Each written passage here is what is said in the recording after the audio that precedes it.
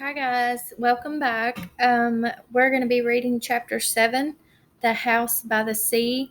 Remember that Amory, her mom, and Ellen and Kirsty went to Henrik's house, who is Amory's uncle, who lives by the sea, and he is a fisherman. The House by the Sea. Oh, Amory, Ellen said with awe in her voice, it's beautiful. Amory looked around and nodded her head in agreement. The house and the meadows that surrounded it were so much a part of her childhood, a part of her life that she didn't often look at them with fresh eyes. But now she did, seeing Ellen's pleasure, and it was true. They were beautiful. The little red roof farmhouse was very old, its chimney crooked, and even the small shuttered windows tilted at angles. A bird's nest, wispy with straw, was half hidden in the corner where the roof met the wall above a bedroom window. Nearby, a gnarled tree was still speckled with a few apples, now long past ripe. Mamma and Kirsty had gone inside, but Amory and Ellen ran across the high grass meadow through the late wild flowers. From nowhere, a gray kitten appeared and ran beside them, pouncing here and there upon imagined mice, pausing to lick its paws and then darting off again. It pretended to ignore the girls, but looked back often to be certain that they were still there, apparently pleased to have playmates. The meadow ended at the sea, and the gray water licked there at damp brown grass flattened by the wind and bordered by smooth, heavy stones. I have never been this close to the sea, Ellen said. Of course you have. You've been to the harbor in Copenhagen a million times. Ellen laughed. I mean the real sea. The way it is here, open like this, a whole world of water. Amory shook her head in amazement. To live in Denmark, a country surrounded by water, and never to stood at its edge.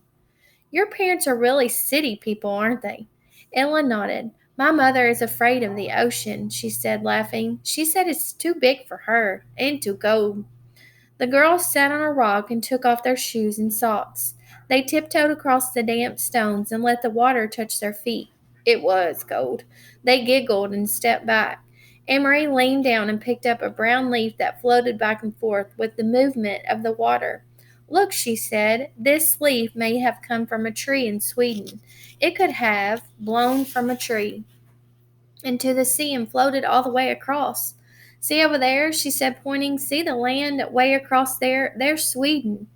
Ellen cupped one hand over her eyes and looked across the water at the misty shoreline that was another country. It's not so very far, she said. Maybe, Emery suggested. Standing over there are two girls just our age, looking across and saying, That's Denmark. They squinted into the hazy distance as if they might see Swedish children standing there and looking back, but it was too far. They saw only the hazy strip of land and two small boats bobbing up and down in the gray waffles of separating water. I wonder if one of those is your Uncle Henrik's boat, Ellen said. Maybe, I can't tell. They're too far away. Uncle Henrik's boat is named the Ingborg, she told Ellen for Mamma. Ellen looked around. Does he keep it right here? Does he tie it up so that it won't flow away? Amory laughed. Oh, no. In town at the harbor, there's a big dock, and all the fishing boats go and come from there. That's where they unload their fish. You should smell it. At night, they're all there anchored in the harbor. Amory! Ellen! Mamma's voice came across the meadow. The girls looked around and saw her waving to them. They turned, picked up their shoes, and began walking toward the house. The kitten, who had settled comfortably on the stony shore, rose immediately and followed them. I took Ellen down to show her the sea, Amory explained, when they reached the place where Mamma waited. She'd never been that close before. We started to wade, but it was too cold. I wish we had come in summer so we could swim. It's cold even then, Mamma said. She looked around. You didn't see anyone, did you? You didn't talk to anyone. Amory shook her head. Just the kitten. Ellen had picked it up and lay purring in her arms as she stroked its small head and talked to it softly. I mean to warn you, you must stay away from people while we are here. But there's no one around here, Amory reminded her. Even so, if you see anyone at all, even someone you know, one of Henrik's friends, it's better if you come in the house. It's too difficult, maybe even dangerous, to explain who Ellen is." Ellen looked up and bit her lip. "There aren't soldiers here, too?" she asked. Mama sighed. "I'm afraid there are soldiers everywhere, and especially now. This is a bad time. Come in now and help me fix supper. Henrik will be home soon. Watch the step there, it's loose. Do you know what I've done? I've found enough apples for applesauce. Even though there's no sugar, the apples are sweet. Henrik will bring home some fish, and there's wood for the fire. So tonight we will be warm and well fed." "It's not a bad time then," Amory told her. "Not if there's applesauce." Ellen kissed the kitten's head and let it leap from her arms to the ground. It darted away and disappeared in the tall grass. They followed Mama into the house. That night the girls dressed for bed in the small upstairs bedroom they were sharing, the same bedroom that had been Mama's when she was a little girl. Across the hall, Kirsty was already asleep in the wide bed that had once belonged to Amory's grandparents. Ellen touched her neck after she had put on Amory's flower-sprigged nightgown, which Mama had picked. "Where's my necklace?" she asked. "What did you do with it?" "I hid it in a safe place," Amory told her. "A very secret place where no one will ever find it.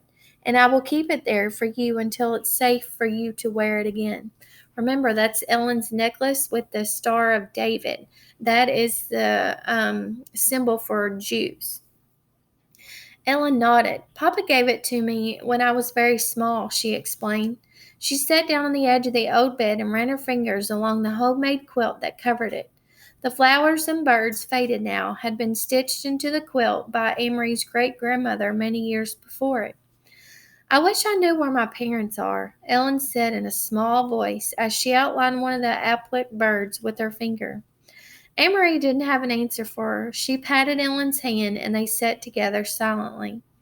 Through the window they could see a thin, round slice of moon appear through the clouds against the pale sky. The Scandinavian night was not very dark yet, though soon, when winter came, the night would be not only dark but very long, night skies beginning in the late afternoon and lasting through morning. From downstairs they could hear Mama's voice and Uncle Henrik's talking, catching up on news. Mama missed her brother when she hadn't seen him for a while. Amory knew. They were very close. Mama always teased him gently for not marrying. She asked him, laughing, when they were together, whether he had found a good wife yet, one who would keep his house tidier. Henrik teased back and told Mama that she should come to Galilee to live again so that he wouldn't have to do all the chores by himself. For a moment, to Amory listening, it seemed like the earlier times, the happy visits to the farm and the past with summer daylight extending beyond bedtime, with the children tucked away in the bedrooms and the grown-ups downstairs talking. But there was a difference. In the earlier times she had always overheard laughter. Tonight there was no laughter at all. So you can see that times are hard for everybody and they have to keep hidden. Everything's a secret. You're probably missing your family just like Amory and them are missing their family, and especially Ellen.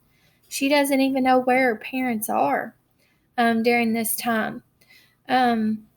So we will continue tomorrow. Chapter 8 we will read tomorrow. I will see you later, guys. Bye.